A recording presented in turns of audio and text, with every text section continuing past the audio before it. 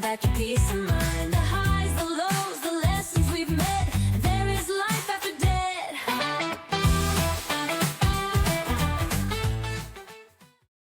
Hi, guys, and welcome back to the Life After Debt podcast. Boy, this is coming full circle for me today, especially after I just wrote my blog this week on I Quit. And I was reconnected with someone who actually was a great client of mine when I owned Jackie, Kathy Dixon. And we've kind of formulated a friendship throughout her time at Jackie. And then as I exited Jackie and started this new venture, I've had such the pleasure of connecting with her on a more personal basis and learning about who she is and what's she about.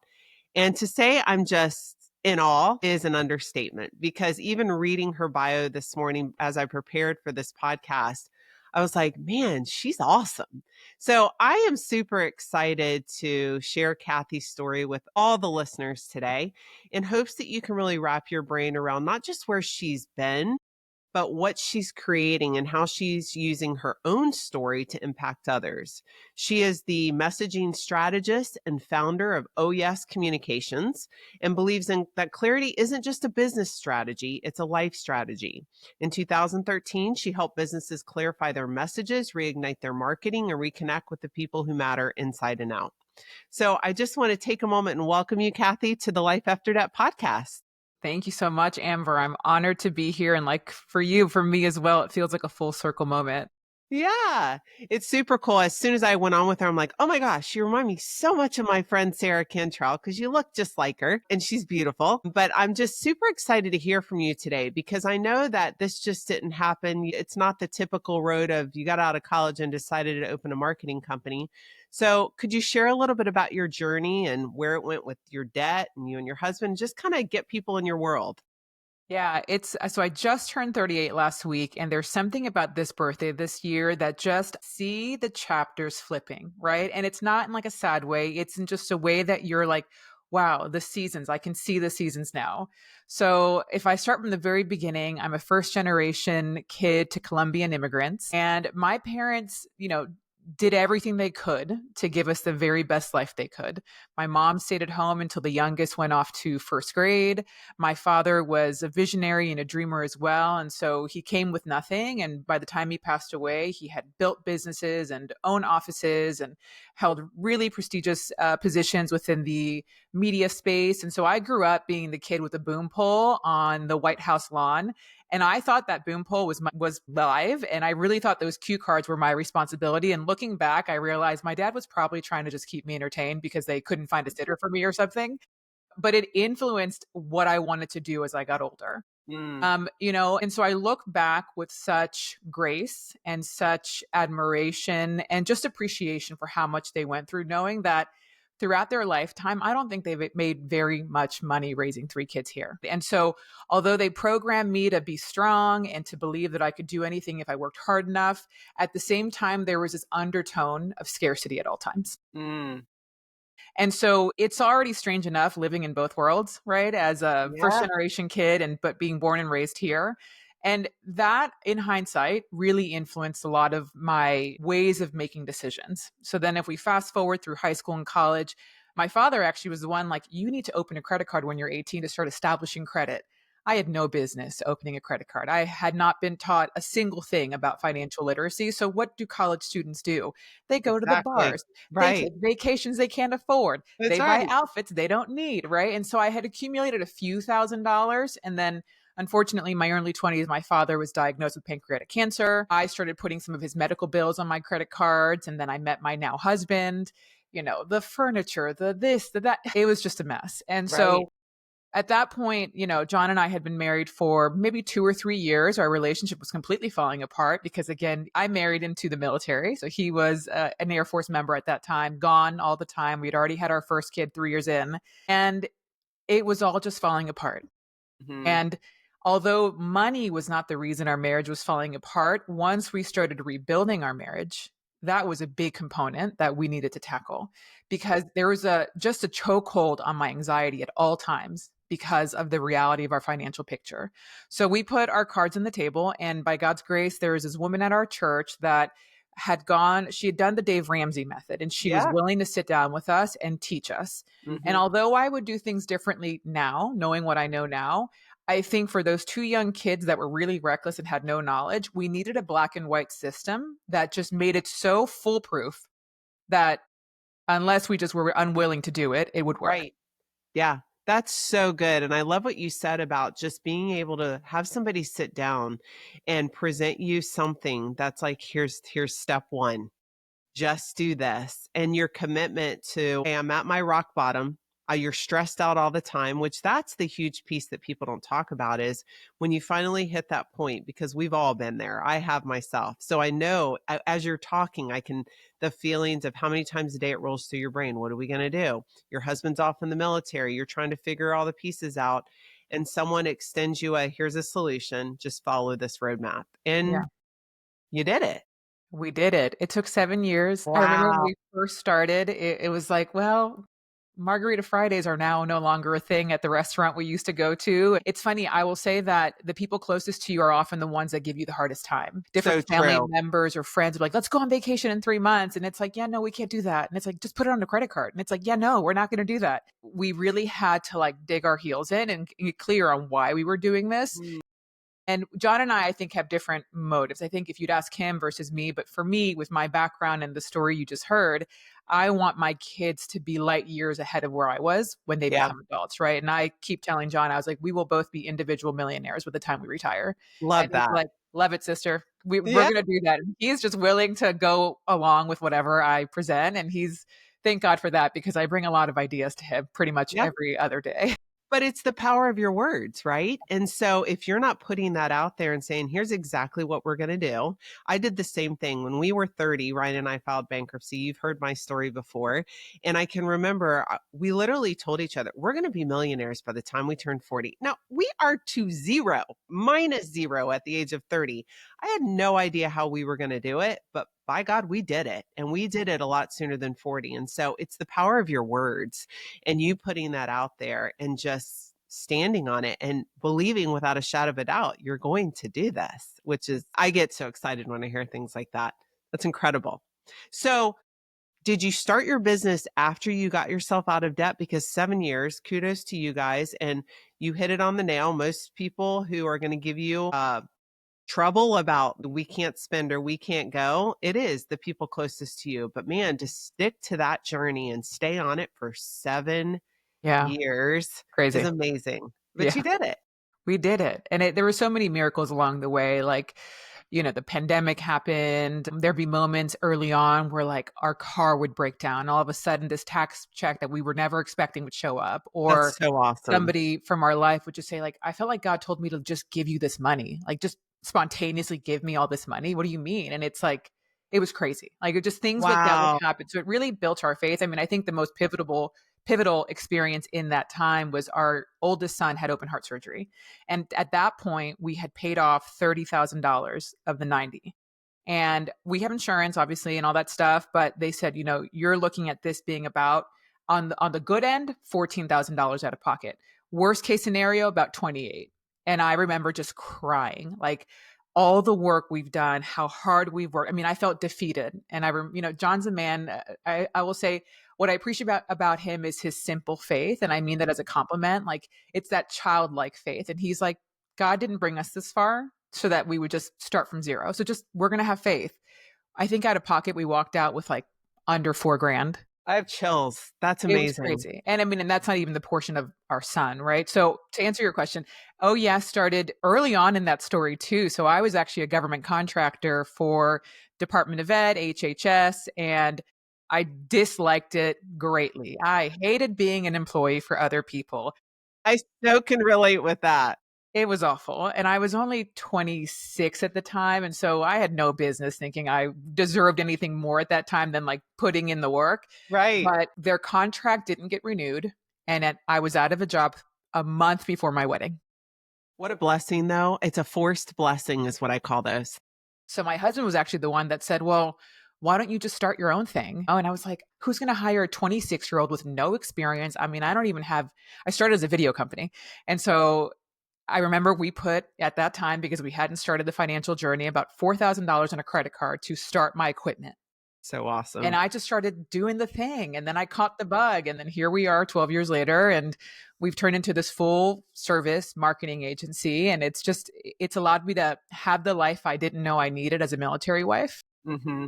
We have a large family. We have 4 kids, you know? And so it's, again, I just look back and I just say, wow, like, thank God God is in control, not me, because I sure can be controlling at times and I would have messed it up.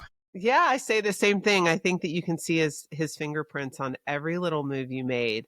But you had to make that decision to take the risk, which risk is such a big topic that a lot of entrepreneurs don't talk about. We make it look easy sometimes to start a business, but it's out of the bottom that I feel most great businesses are created. It's when you have nothing and you take the last $4,000 off your credit card to buy the equipment that you need. That's a huge risk, right? I did the same. I took the last 20,000 off a credit card to start a company to help other people with debt, knowing like I was on mac and cheese at that point. So this better work. There was Yeah. no turning back. And for you, it was a very similar story. But when you are up against the wall like that, it's amazing what happens. And you have the faith that you have that I know God's going to like take this and multiply it. And so it just kind of spiraled from there. Now you're like a full-fledged marketing company, which is my favorite topic to Yeah. talk about. So I'm excited to kind of roll into talking about marketing because as much as I love to create businesses, I got to be honest with you. Deep down inside, sometimes I think I should have gone to school for marketing because I love coming up with names and taglines and like creating brands for people. It's so much fun. Have you always loved that? So it's funny. So I started as a video producer and, Right. I learned through college how to shoot and how to edit. So when I first started, it was a one-man team, me. And then my first hire was a videographer because I was like, okay, I can't be directing the shoot and it just doesn't work. And so as a video producer, though, you're a storyteller and you Hmm. have to be an excellent writer. And so when I took the leap from employee to entrepreneur, it's not as glamorous as it sounds, right? I had a few clients that I don't even remember how they came on my radar, but I was also working back at the restaurant where I bartended through college at nighttime. And I was opening the boxing gym where I went to at 5 a.m. to 8 a.m. And then I didn't have any kids at that point, so I could work all day long, right? And Yeah. it was fine and fun. And so I remember somewhere along the way, there was a woman that actually had just beat cancer who I think was about my age right now, and she needed help setting up a blog. And so I helped her set it up at a coffee shop. And then she's like, well, would you mind writing for me? I'm not a good writer. I have a story to tell, but I'm not a good writer. So I'd meet with her maybe once or twice a month. We'd kind of go through things and then I would write for her. And I mean, in hindsight, I was probably being paid $1 an hour, but I was so excited about those $200 a month that I was making from this person. And then the bug for messaging and branding kicked in pretty early because I was like, people are hiring me to like do their social, but I can't just like show up and start writing for you. Like I need to know what your story's about. I need to understand your how to write for you, how you speak so it sounds Right. like you. And it's crazy to think back that I had that intuition. And I think it's from just being a video producer because you have to be able to relay the story accurately. And so, I'm scrappy. I read a lot of books. I go to a lot of conferences. I ask a lot of questions. It's literally worked into my brain by trade. Yes.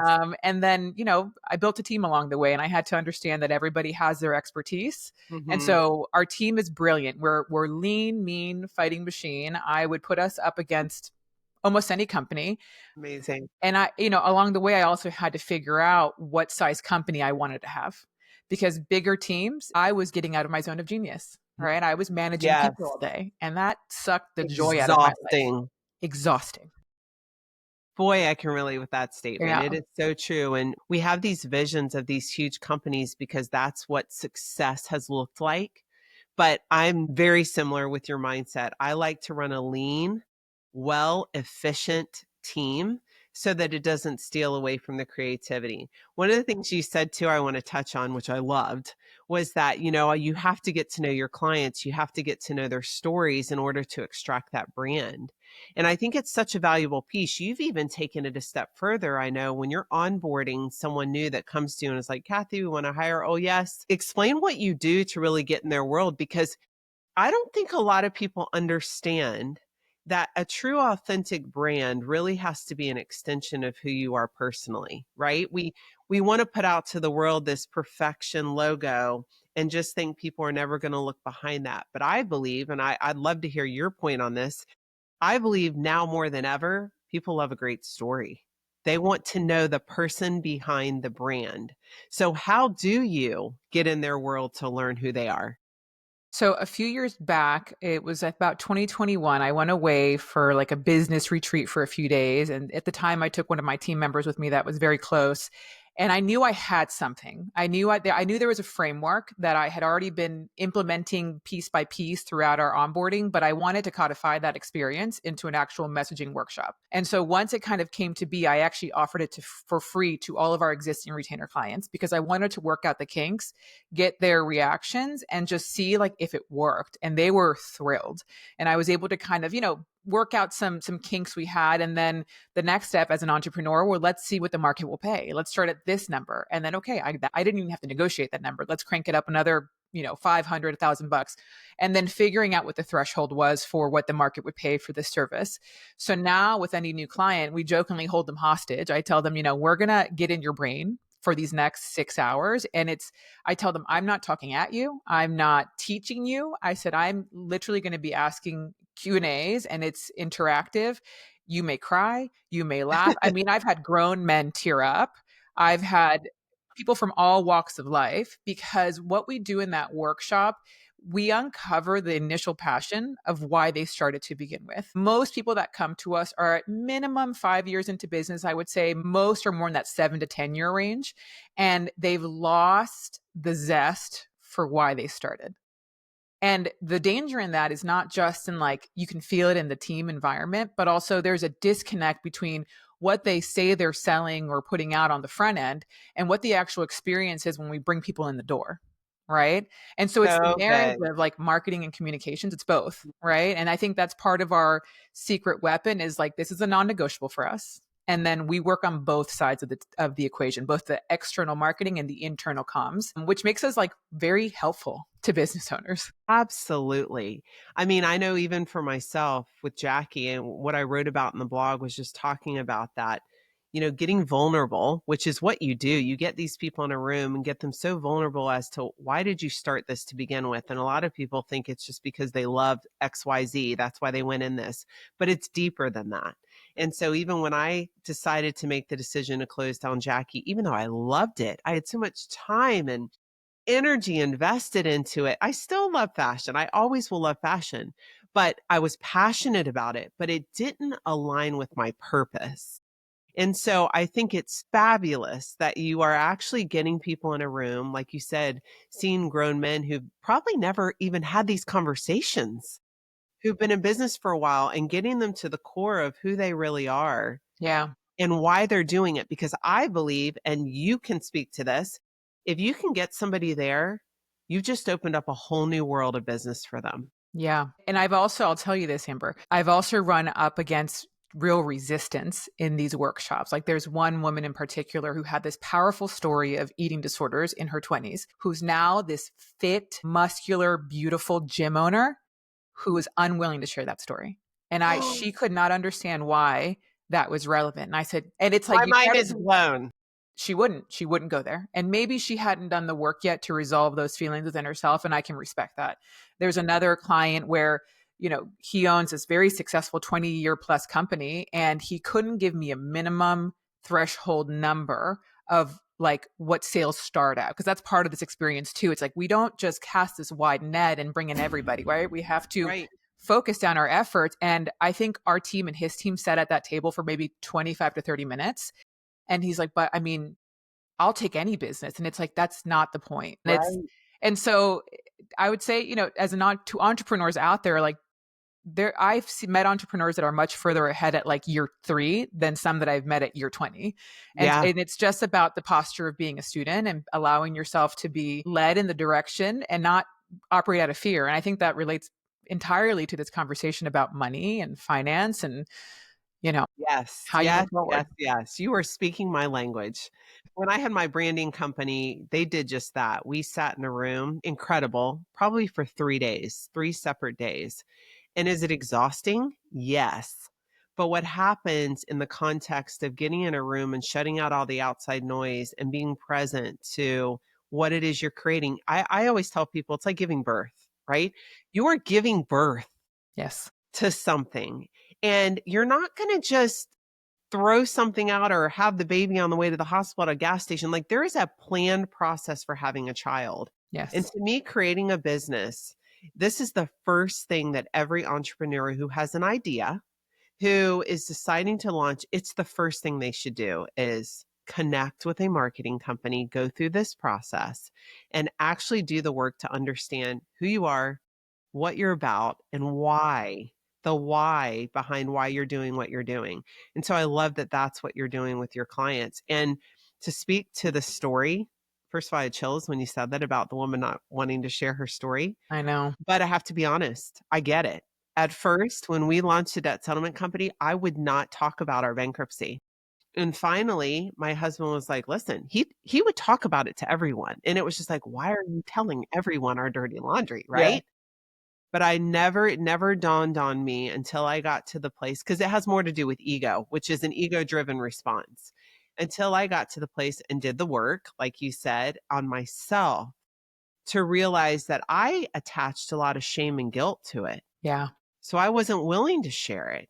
And so until I could release that and forgive myself and understand there isn't any shame or guilt, we were just a product of the circumstances of the market at the time, that I couldn't share it either. But when I did, when I actually could be vulnerable and share my story, everything changed. Yeah. And it becomes a way of life, right? I mean, Yeah, I think the places that we've historically held shame in become our ability to connect with somebody, because people connect over vulnerability, not being polished. If anything, being super polished turns people off because it's like, well, Mhm. they've got it all figured out. But all of a sudden, when I hear your story and I can relate to it, you've reeled me in. I'm leaning in now and listening because we have something to connect on now, right? So from the Exactly. failing marriage to the heart conditioned kid to the money story, the entrepreneur. I mean, and if you follow me on social, you see I talk about some pretty personal stuff on there. Yes. And it's okay. It's Yeah. okay. I think it becomes a point of power long term.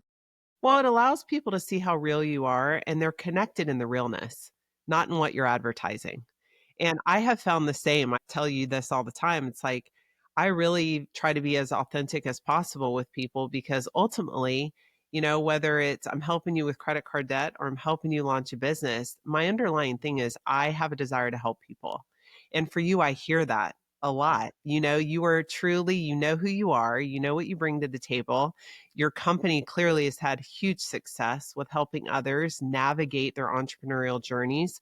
And I honestly am so excited for people just to hear this today and connect with you, because I know how real you are, but it gets me excited for people with ideas who are too scared to take the risk. And I'm here to tell you, when you partner up with somebody like Kathy and she and her team can sit down with you and take what's in your brain, I'll tell you, that's when you get excited. That's when you worry less about the money that you're putting on a credit card to start this company. You have such clarity around, all right, this is my God-given purpose and I am about to use it and use it in a big way to impact others. That's where the magic happens, in my opinion. It's so fulfilling for us. And when we hear clients' experiences after the fact, because we always ask for feedback and we have a survey and we ask for the Google review if we've earned their review. Mhm. And to see people that are, very analytically brained, like this creative space is not their thing, and they were intimidated coming in or not looking forward to it. And then they get through the other side and they're like, I'm actually like excited, or I feel this newfound sense of confidence, and back to the part of the logo conversation, I believe that you can't even get to the logo portion until you resolve this part, because what if your brand's a passion brand? There Yeah. are passion based colors, right? So if you're a passion Yes. brand and I'm seeing blues and grays and tans, there's a visual disconnect from how you're arriving, right? We are Oh Yes Communications. Our logo is bright, but it is professional, right? There's Mhm. still this like enterprise level finesse to it that you're like, okay, they have their stuff together, but their name is Oh Yes. They can't possibly be boring, you know? Right. It's There's fun. And when you see it, it's like pops. You yes. smile. Yeah. Yeah. People actually back in the day when they'd send me checks when I first started, they would add exclamation points, even though there was never an exclamation point, never has been ever in our name. It was an energy, I guess, that they felt. And it was funny. To this day, it still happens every once in a while. If we're like sponsoring an event or something like that, they'll add in an exclamation point. I'm like, nope, that's not it. Let's go ahead and get that updated. That is so interesting, though, that people would Yeah. automatically do it. So right now, this is just an off the record. I'm curious, what are some of your favorite brands out there right now and why? Like as far as what you see in their logos, how they're marketing themselves, why they stand out to you. Let me see. It's funny. I think actually most companies have gotten away from going with their logo first. I actually have a really hard time. If you look at social media feeds, if you look at how people are advertising themselves, logos are no longer the front facing things that people are looking for. It's actually, um, it's a messaging that they're presenting themselves with. And I told my team when we first started this year, I said, that sales copy mentality that you kind of write in this corporate type voice, that's dead.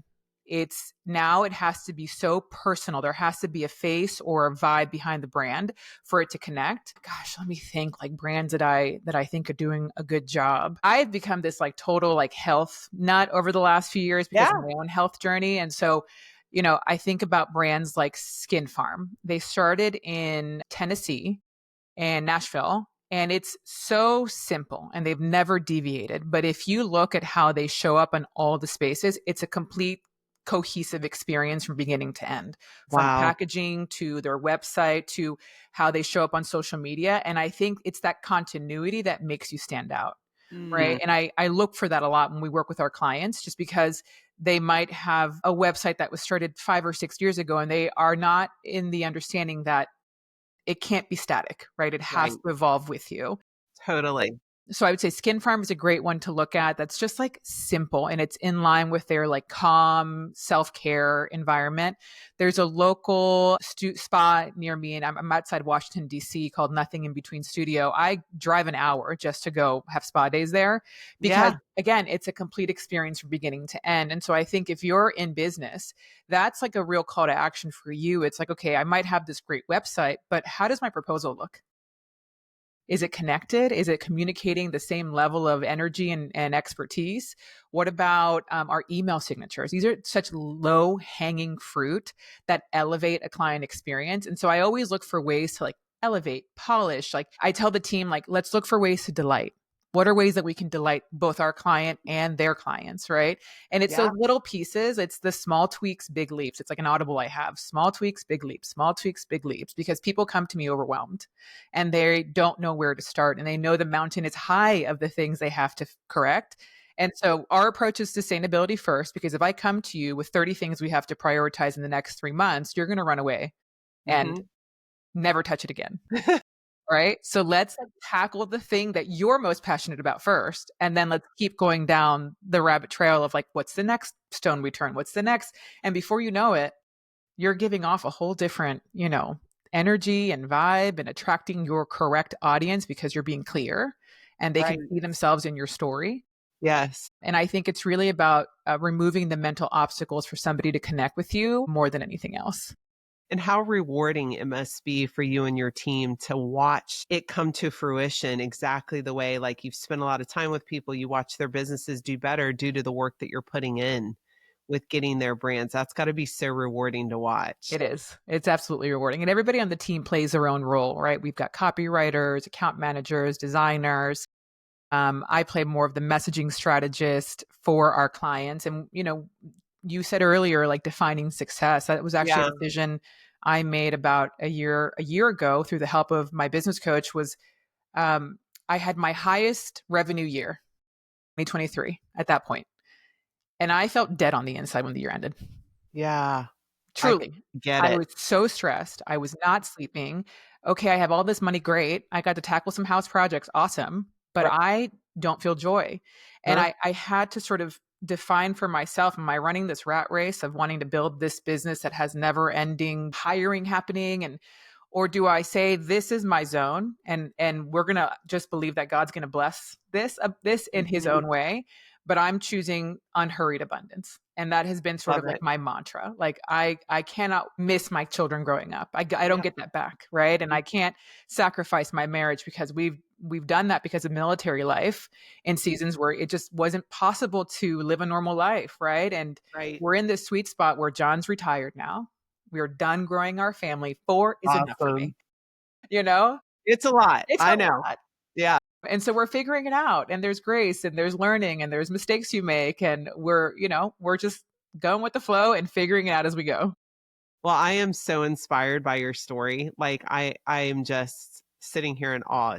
It's a beautiful story. You are obviously gifted in this area, and I know that you're going to continue to bless and help other businesses just with your work and what your team's doing. I got to be honest, I'm literally, after we hang up, I'm booking with you. Yes. I want to go through this whole process with you You'll because I'm love so it. fascinated, and I'm always looking to better my business, better myself.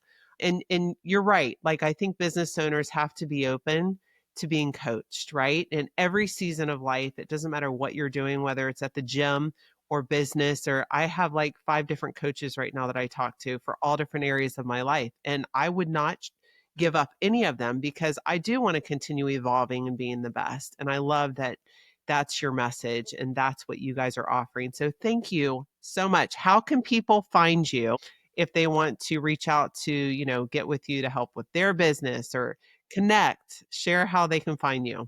So our website is Oh Yes Communications. You can book a call directly from the site. We also have a free downloadable for you. So if you go to Oh Yes Communications/clarity, it's a little workbook that allows you to start seeing what it will take to start clarifying your message. And we always start with values and focus first. Because again, if you don't fix what's on the inside first, what's on the outside is not going to be connected. And so that one is free to you. And we even have within that resource, like if you actually do the work, you can email it to our team and we will give you live feedback and send back a video giving you our suggestions and how to continue finessing that if you're not ready to do the workshop experience. And then I'm on Instagram. So, oh yes, Kathy with a K. And that's where I hang out the most and I reply to DMs. And like you, I'm an open book. Yeah. And I love all your videos lately, by the way. I love seeing your face on there and the car talks, and Yeah, I love it. It's great. good. I'll So keep keep it doing it. up. All right, great. Well, thank you all to our listeners, and we will be back next week. But if you need anything in between, you can find all the resources listed below to reach Kathy and also to reach out to us at Life After Debt if we can help you with your debt so you in turn can flip your script and start building a business with Kathy. So, all right, thanks.